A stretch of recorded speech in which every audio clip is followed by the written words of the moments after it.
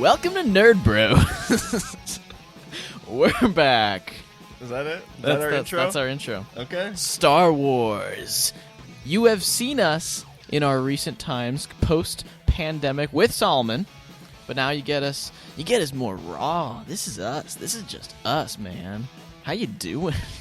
I'm good. Yeah? I'm glad to be doing this. This is Mick Johnson, by the way. I'm Hunter Johnson. We're brothers, and we are nerds. Yes. We're here. It's 2021. We survived 2020. Barely. And we want to talk about nerd stuff. We do our movies and TVs. Movies and TVs? Movies and TVs. We have so many TVs. And so many movies. So many movies. I really haven't been buying many movies lately. I used to have a mantra. We want digital copies. I used to have a mantra where I bought hard copies. That was like my 13 to 16-year-old phase of like I wanted all the hard copies in the world. You should keep doing that with Marvel movies. Yeah, I guess. Star Wars movies would be good too. The core ones, but I haven't been buying movies like at all. Digital copies, not even digital copies though, streaming. If it's not streaming, then I'll just watch it in theaters if I really want to, when theaters start like really opening up again. Yeah. But other than that, I mean, we have Netflix, Disney Plus, Hulu, Showtime, Amazon Prime. We have Peacock. We have Peacock, so we can watch The Office, and I'll watch The Office too when I get around to it. Oh man, it's just weird to say. Yeah, but speaking of streaming, Mandalorian. Speaking of Peacock. No. Let's just talk about The Office. Always streaming. What have you been streaming, Hunter? I've been streaming. No, like our topic today. I was just gonna go into it. Everything I've been streaming, which isn't much. Yes, Mandalorian seasons 1 and 2. Disney Plus has been out for about a year and a half now, a little bit less. 2019 Mandalorian season 1, and then we just wrapped up. Yeah, we just wrapped up season 2020 before the new year. Yeah, man. So they've been doing one a year, and then they'll do the third season in 2022, I believe. Yes, yeah, because 2021 has a different series being released that we'll get into. Breaking news! Renewed for a third season. But yeah, do that a long time ago. Mandalorian is the beginning of the next phase of Marvel, essentially. Star Wars? Star Wars. Yes. Gotcha! Phases make me think about Marvel. Yeah, Star Wars, we have the big Disney announcement they just made, 10 new shows and movies. But the lead up to that announcement is Mandalorian. Mick, which season of Mandalorian hit you right? Which season got you? Oh, I think season 1 got me. Yeah? What's the little desert people? The Jawas. What do they say? Watiti! I think the Jawas was when I really fell in love with the show. So episode 1 and 2. I think, 2 is when 2 is the big Jawa episode. When they steal everything from him, and he's chasing them down. What's he riding? Is he riding one of the things he learned to ride? I don't know. But he's like and then he's climbing up their sand machinery thing, and he gets to the top. And they all just pull a gun on him and shoot him down onto the ground, and it's gold. Those early season 1 episodes are great. And I knew I would fall in love with Grogu. It was everyone falls in love with Grogu. Who doesn't? If you don't have a soul. Yeah, I mean it's Yoda as a child, so it's perfect. Season 1 got me. What about you, Hunt? Season 2 I think got me more. I think I just got overwhelmed by the end though. Maybe it might just be the final episode of season 2. Let's save the final episode. I'm not going to go into the final episode, but that's where I got overwhelmed by tons of stories and stuff. Yeah, I don't know if I did, but yeah, spoilers. Seasons 1 and 2 of Mandalorian. Yeah, but before I got overwhelmed by the tons of stories, season 2 was really getting me. It was the really pushing the Grogu cuteness of him. He gets a name. We get to see Mandalorian's face more, a little bit more, not much. Some Jedi. Oh, I gotta switch to season 2 because I forgot there's Jedi in season 2. Did you like that episode? Ahsoka. There's like 8 ways It's not to say her name. Asaka or Ahsoka. It's Ahsoka. Ahsoka. He's not a big Clone Wars Rebels watcher. Big. I've like watched 2 episodes. Didn't you used to watch Clone Wars when it was coming out? Yeah, I gave it a try. Yeah. I loved her episode actually because I am a just diehard Jedi fan. I mean, I could even label myself as a Jedi fan and not really a Star Wars fan. Would you agree with that? Maybe. I guess so. You're definitely a big... Yeah, that makes sense, because prequels is your thing because of the Jedi duels. I've cosplayed my own Jedi uniform. It's pretty much modeled after Obi-Wan, and I get Solomon really into it. And, yeah, that Ahsoka... I can't do it. I'm sorry. Ahsoka. It's just 3 vowels, basically. Pedro Pascal, he's great throughout both seasons. His body language is great. The only body language actor better in this series is Boba Fett. Oh, my word, he's so good. Yeah, they brought Tamura Morrison in, who was Jango Fett in the prequels. And he was all the clones in the prequels. He's been voicing things for he's been voicing Boba for the last 20 years in video games and stuff. So to have him finally... well, right? In the Clone Wars? Has he been voicing? No, he hasn't voiced the clones. Okay. They brought... D. Bradley Baker voices all the clones now. Sorry. I'm sorry, D. I'm sorry. Yeah, but he voices Boba and everything. And then the clones in the prequels. So yeah, bringing Tamura in to play Boba Fett on screen. It doesn't make any sense age-wise. Boba should be like 40, but I guess the Sarlacc pit from Return of the Jedi really tears you up. Really ruins your whole... Well, that's what happened to Mark Hamill. This is a little tidbit. I recently learned that Mark Hamill looks way different in the Empire Strikes Back and Return of the Jedi? Yeah, sorry, Return of the Jedi. Oh, yeah. He gets in a car accident before the second 2 movies. So his face is all scratched up, and they kind of try to tell you that it happened when he's attacked by the abominable snowman type character, and that's actually why they brought in that scene, because they needed something to tear him up. Yeah. And that's what happened to him. I didn't know that until Whereas recently. in this scenario, something in the story tore him up. In the pit. Yeah, in the pit. Oh, I really want to sing Chris Pratt's The Pit from Parks and Rec. Do it. I fell into the pit. Yeah. You fell into the pit. Boba Fett fell into the pit, and now he's out of the pit, and we don't know how he got out of the pit. We don't know how. They'll probably explain it in his TV show that he's getting, which they announced. I gotta say one more thing. I'm sorry. Yeah, go for it. Samuel L. Jackson needs to come back to fight Boba Fett. Well, he fell in the pit too, so now he needs to get out of the pit. Also they all fell into the pit. Samuel Jackson. If you don't know this, Samuel L. Jackson's been wanting to come back as Mace Windu for a decade, or more, and it's perfect because listen, Boba Fett will avenge.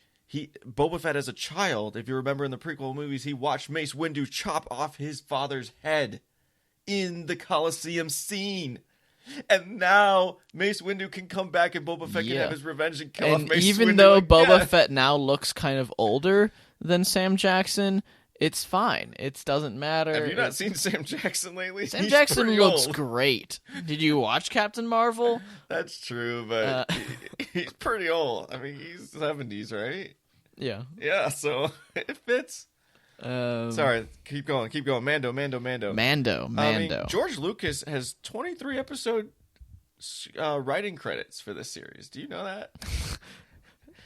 For sitting in a chair and saying, I like that. Yeah, I mean, George Lucas didn't exactly create anything with Mandalorian. He has writing credits. That's because he created it's character creation type of thing. But John Favreau did have him on set for quite a bit. An episode of each season. George Lucas came to set and didn't do anything. I'd like to think he did a lot more than that. I don't know. All right, you got me. He's right. Writing credits just because he created. Speaking of John Favreau, though, yeah, this show is John Favreau's baby. This is all him. He writes all but 2 of the episodes, or 4 episodes. Dave Filoni, who's the Clone Wars Rebels creator, writes 1 episode for each season. Rick Famuyiwa, he did the Jawa episode. He wrote an episode for each season. Yep. Outside of that, this is all John Favreau. He writes everything. He's on set for everything. Mm-hmm. He's officially directed only 1 episode, but this is all him. This is his story. He's kind of overseeing all these future shows they just announced. How did you just go through directors and not mention Taika Waititi? Because I was talking about writers. But Taika Waititi directed an episode. Okay. Deborah Chow directed a couple episodes. You're right. I forgot. Bryce Dallas Howard directed a couple episodes. Yeah. Robert Rodriguez came in for the Boba Fett episode. Oh, yeah. And this is the Spy Kids from Dusk Till Dawn, Adventures of Shark Boy and Lava Girl, Sin City. Like this guy. You get bonus points. Can you tell me which episode Carl Weathers directed? Carl Weathers directed his 4th episode of season 2. Okay, that was Siege, an easy one. That was easy. Because that's the only episode he appeared in for this season. Okay. Probably because he was busy directing, he didn't have time to appear in the other episodes. Yeah. Well, there's your directors. Let's get into actors.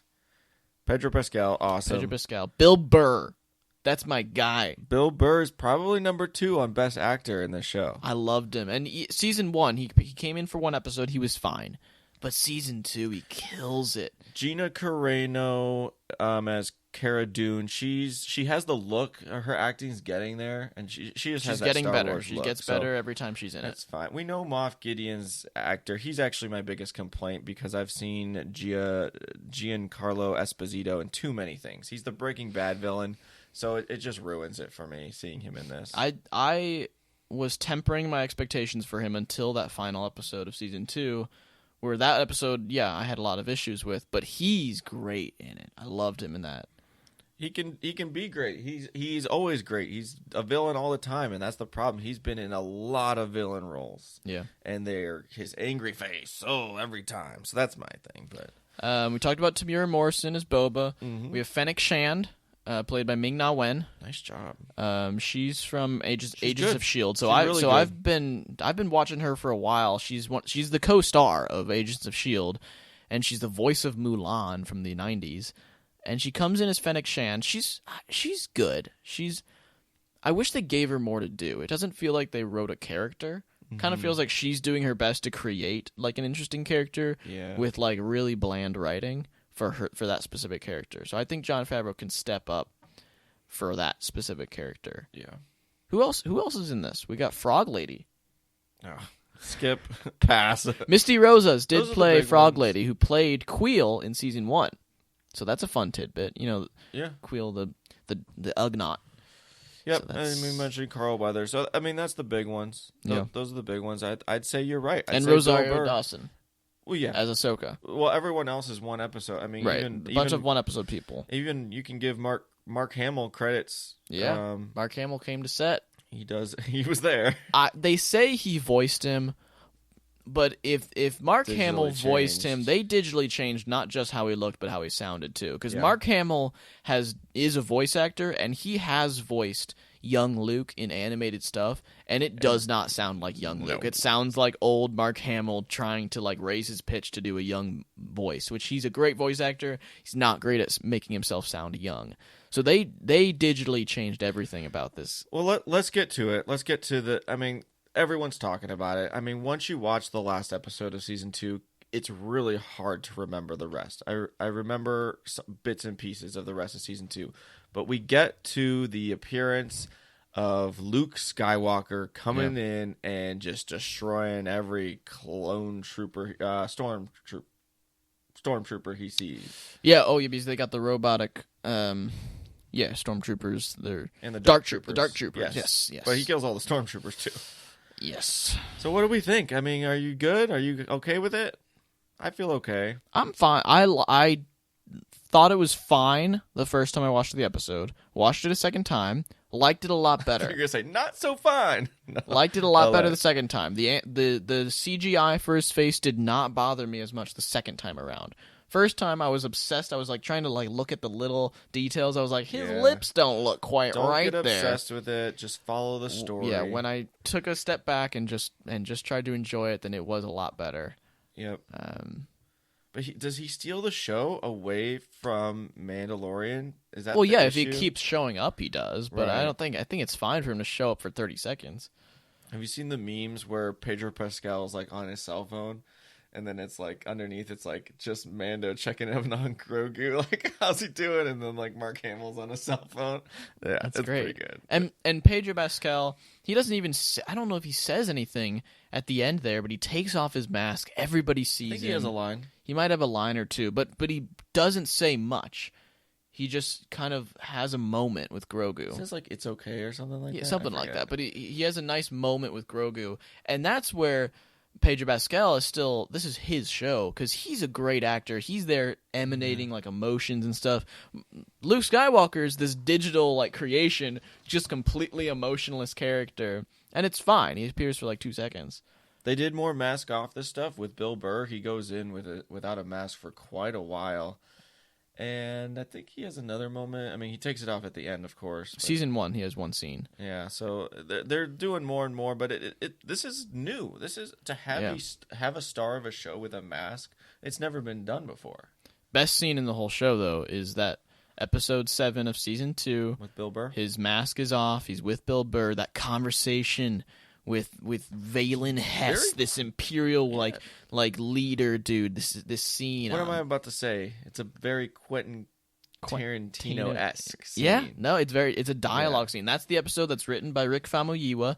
I think that guy needs to be upgraded to making this show with Jon Favreau and Dave Filoni. As of now, it's Favreau and Filoni, and then everybody else. I think Rick Famuyiwa needs to be promoted. He does intensity well, but I mean, come on. Should they have survived after shooting a officer in the cafeteria? No, they shouldn't. They had a window to jump out of. It's like there's no way he's gonna shoot him. There's stormtroopers everywhere. Nope, shoots him. Nobody was ready. They're all eating food. They're not ready to grab. They're not ready even when they are ready. Stormtroopers are awful. Stormtroopers are awful. I have a good friend who's been reminding me lately that the biggest problem with this show is that stormtroopers and the Empire is just awful. Yeah. Awful. I mean, they can't hit anything. Nobody's dying. Yeah, and they've leaned into that. They've made that like a part of the show. Yeah. Whereas the original trilogy of Star Wars, it wasn't written so that stormtroopers were bad at aiming and stuff. Obi-Wan even has a line where he's like, stormtroopers have the best aim of anybody. And then in making the films, they missed a lot. Also, who have the Dark Troopers killed? Yeah, Dark Troopers are the worst part of this show, in my opinion. I don't like the Dark Troopers. Okay. I don't like the I don't like the existence of the Dark Troopers. They're clunky. They move super slow. Yes, they're powerful, but they take forever to charge up. They take forever. So.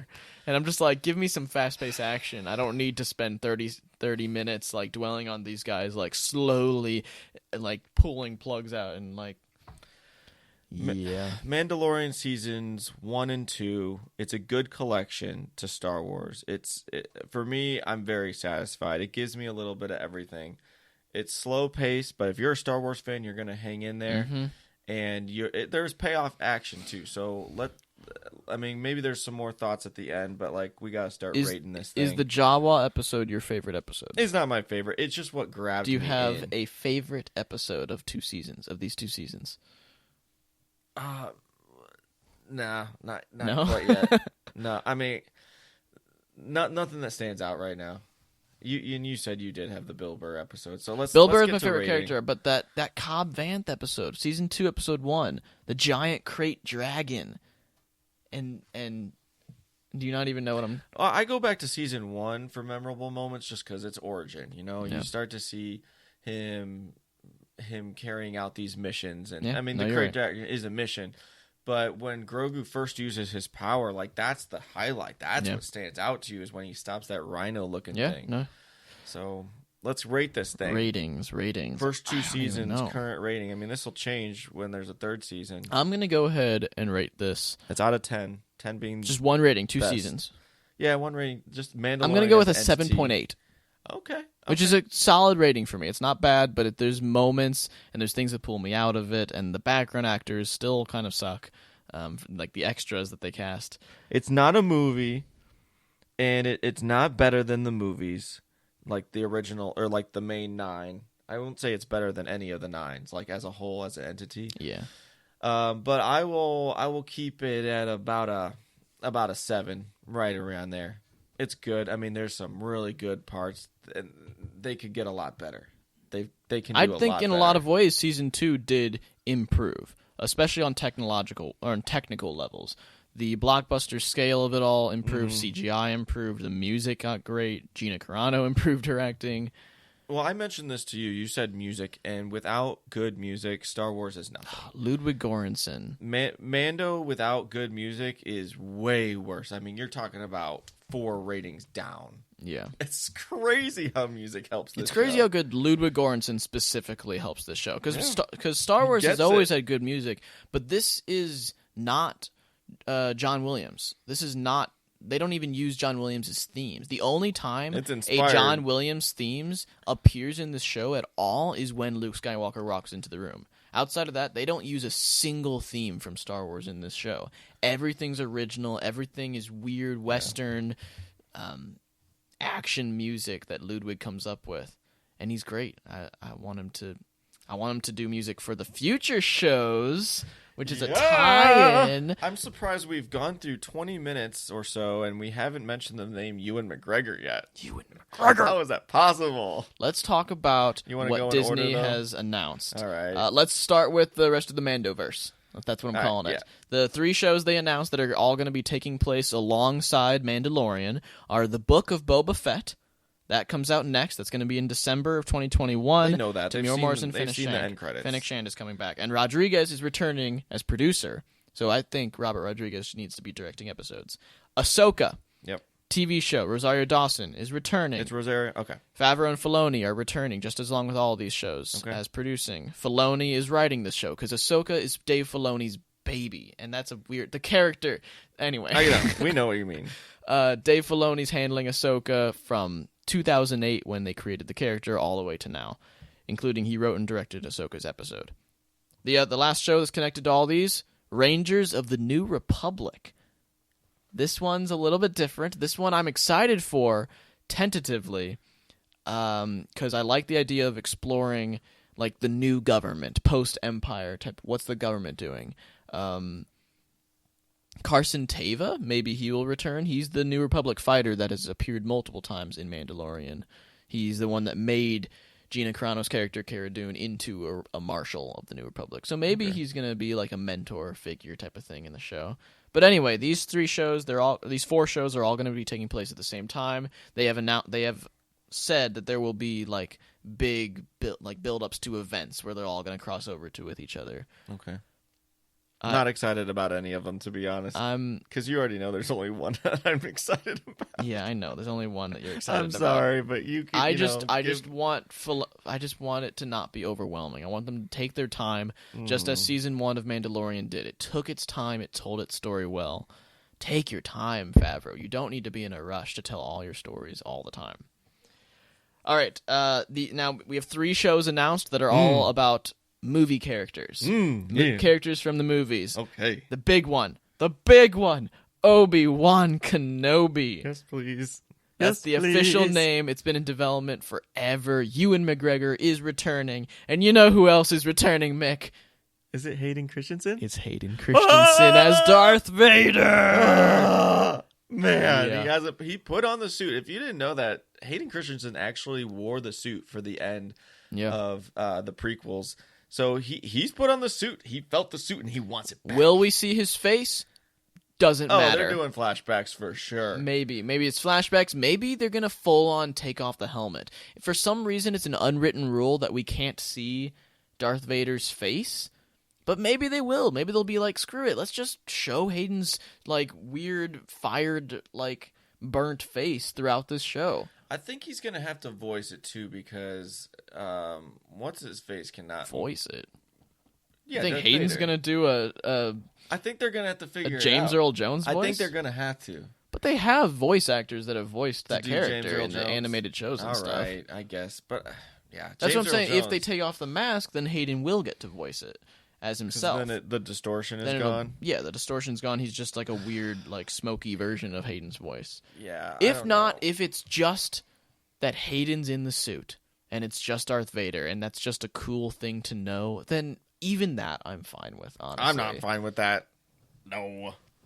You got to see them together. I mean, they're brothers. Yeah. They are Anakin and Obi-Wan. They have a bond like brothers. So what they have said about the show is that it will be 6 episodes. They will be hour-long episodes. Beautiful. This is a 6-hour movie. I'm here This for isn't it. no Mandalorian where sometimes we get a 20-minute episode. Hopefully. That's what the showrunner of the show, Deborah Chow, who has directed episodes of The Mandalorian, has said that it's going to be 6-hour-long episodes. So I'm crossing my fingers. This show should be fantastic. Will the real Darth Vader please stand up? He didn't play Rogue One Darth Vader, did he? I don't think so. Hayden did not return for Rogue One. But returning from Rogue One, nice segue, Mick, is Diego Luna as... That's your guy. Andor. That's the name of the show, If Andor. I get Ewan McGregor, you get... Cassian Andor you get him. is returning from Rogue One. It's a prequel show. It takes place 5 years before Rogue One. It's going to see Cassian Andor as a spy of the rebellion. It is created by Tony Gilroy, who created all 4 Bourne movies. Nice. He directed and wrote the 4th one with the Bourne Legacy. So it's going to be fast. But yes, he's an nothing action else. director. He's the one that they brought in to save Rogue One when Rogue One was struggling in production. He came in last minute and basically just saved the movie and made it good. He's not even a Star Wars fan. They just bring him in because he's just a great creator. So Tony Gilroy should be great. This comes out in 2022. 12 episodes. This is a longer show. I mean, is Diego the only one coming back? Is it all new cast? Mostly new cast. It's heavy rumors that K2SO will return, the droid played by Alan Tudyk. Oh, nice. So that should be great. They don't know each other till Rogue One, right? They've known each other at the beginning of Rogue One already. Oh. They don't meet in that movie. Good. That's the key. There's a comic book that shows them meet, so they would have to overwrite that. Or write out the comic book. Yeah, but the comic book is right before Rogue One. Oh. They'll figure it out. What's the last one we got? Last one for existing characters is Lando. A Lando TV show developed by Justin Simien. He's the creator of Dear White People, which was a movie in 2014, and then he's been developing the TV show since then as well. So for the last 7 years, this guy's been busy with one product, and now he's done with that. He's in Star Wars, creating Lando. We have no idea what this is. Is Donald Glover even confirmed? No. We don't even... Maybe this might be Billy D. Williams playing an old Lando for all we know. They haven't told us anything. Might be Billy D. Williams. Because he's not great at acting. You want to see him see where that relationship goes? Is she his daughter? Is she a love interest? We don't know. At the end of Rise of Skywalker. Yeah, it's a little dicey. Did not make might it be clear. Donald Glover. Might be what happens to Donald Glover right after Solo. Might be a different actor. Could it be both? It might be. Could be. Jump back and forth? Maybe it's going to be 3 actors. 10-year-old Lando, Donald Glover Lando, Billy D. Lando. Lando as a child getting into mischief. Yeah. All right, so that's the live-action TV shows. One more live-action TV show is The Acolyte, which we don't really know anything about. It's Leslie Headland is making it from Russian Doll. Takes place 200 years before Phantom Menace. We don't know anything about it. Anyway, that's the live-action stuff. Yikes. They announced some animated stuff. Coming out next in Star Wars in 2 months is The Bad Batch. 2 months. This is the sequel to The Clone Wars. It's the same animation as The Clone Wars. It's following the storyline, The Bad Batch, that took place in Season 7 of The Clone Wars. And it's just going to be... It's basically just The Clone Wars, but after Revenge of the Sith. So it's just finding a new creative way to continue those storylines into the Empire's reign. Is there a lot of excitement for The Bad Batch? Some. Okay. It's just exciting because it's basically the sequel to the... It's basically just continuing the Clone Wars, which is really exciting. And you thought the Clone Wars was over. Guess not. Yeah.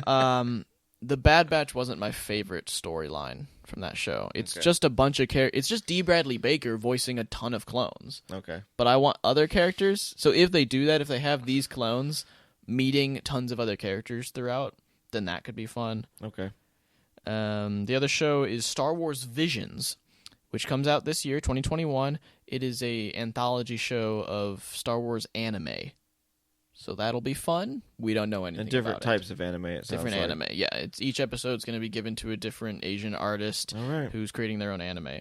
And then the last animated announcement they made is Star Wars: A Droid Story. Cool. It's a new animated movie. Which droid? For Disney Plus. C-3PO and R2-D2 are getting their own movie. With what's his name? Anthony Daniels? They haven't announced it, but he hasn't not voiced C-3PO ever. He comes back for all the animations. So, yeah, you bet. He's good to go. Anthony Daniels is returning. He's about 70 or so? Something like that. 75 but he's maybe great. at the tops. So that comes out at some point. It's an animated movie, but they're teaming up with Lucasfilm, like the effects department as well. So it's going to be a crazy experience.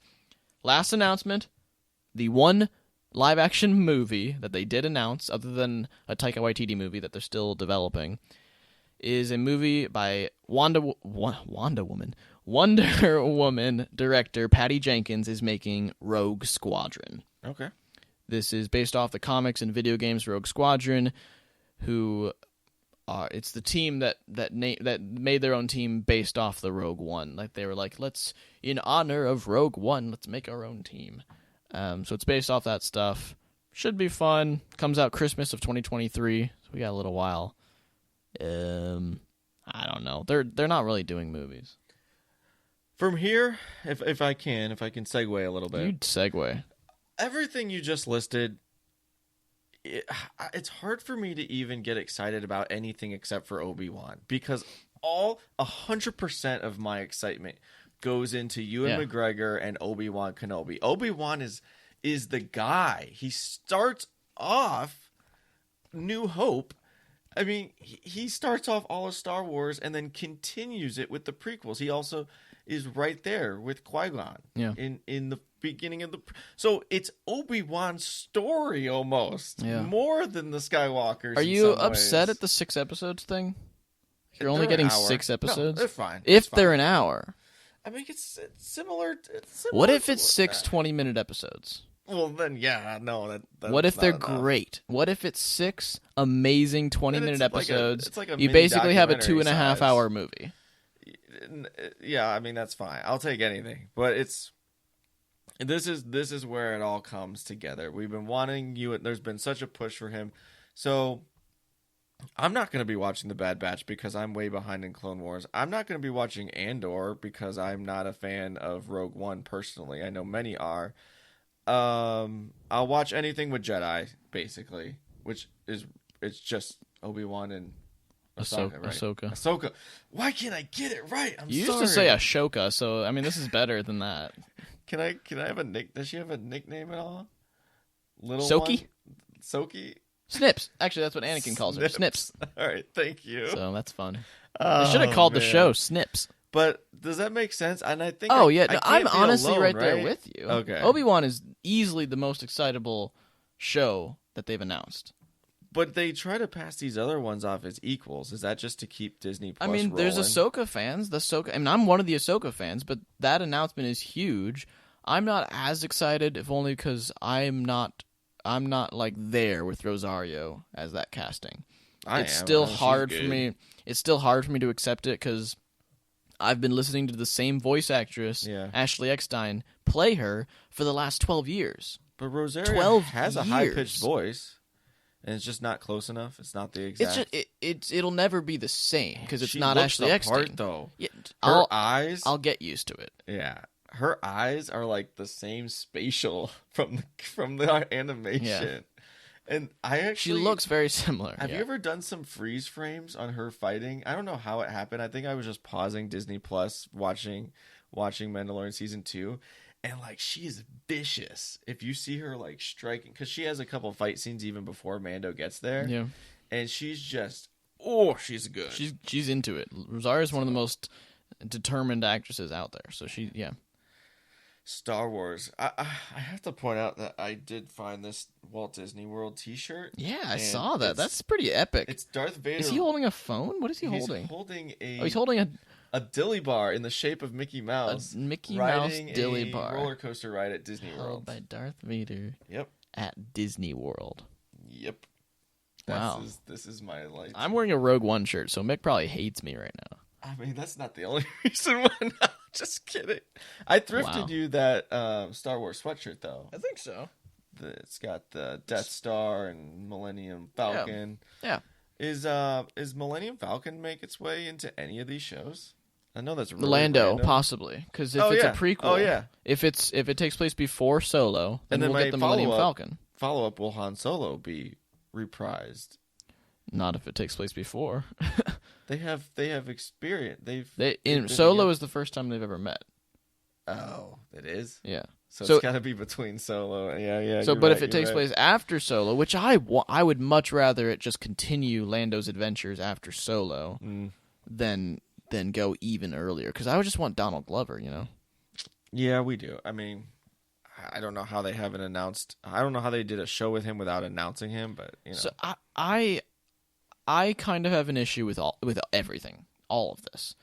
I'm all for Marvel. I have an issue with everything. I am all for Marvel going to the TV realm, but Star Wars, I can't help but feel like it belongs on the big screen. What do you mean? You've been watching Clone Wars, so animation's okay? Animation, yeah, 100%. Okay. Dude, go for those Clone Wars.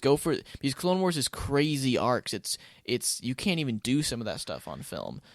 But this is live, like Mandalorian. At the end of the day, it feels cheaper than the movies. It does. And I think originally Mandalorian was probably supposed to be a one-off, but you get with the times and you see the pandemic, and who knows, movie theaters might all be closed up soon. So it's like you gotta cater to what people like to watch the stream, and what people like to watch the stream is TV. That's where the money makes. Jon Favreau is a great showrunner and a great creator, and he's going to make consistently solid content, but he's not the visionary creative artist that George Lucas is at all. He doesn't have the crazy storylines that blow your mind. Is he getting involved in any of these? He runs Mandalorian and Book of Boba Fett and Ahsoka and Rangers of the New Republic. So he's in charge of all of that. No, I'm saying, is George Lucas going to get involved in any of these? Not if Lucasfilm has its way. Yeah. Who knows? Maybe they'll give George Lucas another movie at some point. Dennis Goff? He's the only one in the other Obi-Wan. I'm sorry, I'm sorry. I'm distracted. I'm just looking up the Obi-Wan IMDb. So the fact that with all these announcements, there's only one in theaters movie, and it's about fighter pilots. Right now? Yeah. And there's the Taika Waititi movie, which should be good. Which one's that? We don't know. That's all we know. Taika Waititi is developing a Star Wars movie. Oh.